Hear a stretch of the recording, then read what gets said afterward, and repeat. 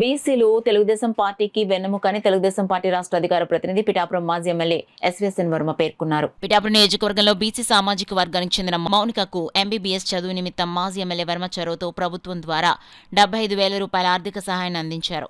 అదేవిధంగా మరొక 50,000 రూపాయలు అందజేస్తారని మాజీ ఎమ్మెల్యే వర్మ మౌనికకు హామీ ఇచ్చారు. ఈ కార్యక్రమంలో తెలుగుదేశం పార్టీ పిఠాపురం పట్టణ అధ్యక్షుడు బొజ్జ సతీష్, తెలుగుదేశం పార్టీ మహిళా విభాగం అధ్యక్షురాలు పొన్నాడ గంగా భవాని తదితరులు పాల్గొన్నారు. కలెక్టర్ గారు చెప్పి ఒక 75,000 ఫీజు పెంచడం జరిగింది.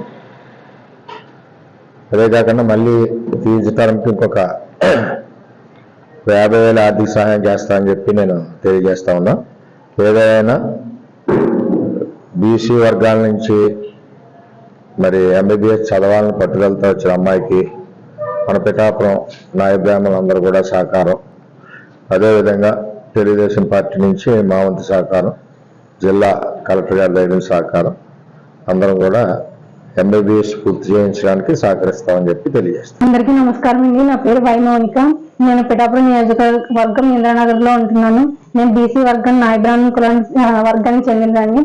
నేను ఎంబీబీఎస్ 3వ సంవత్సరం జిఎస్ఆర్ మెడికల్ కాలేజ్ రాజమహేంద్రవరంలో చదువుతున్నాను.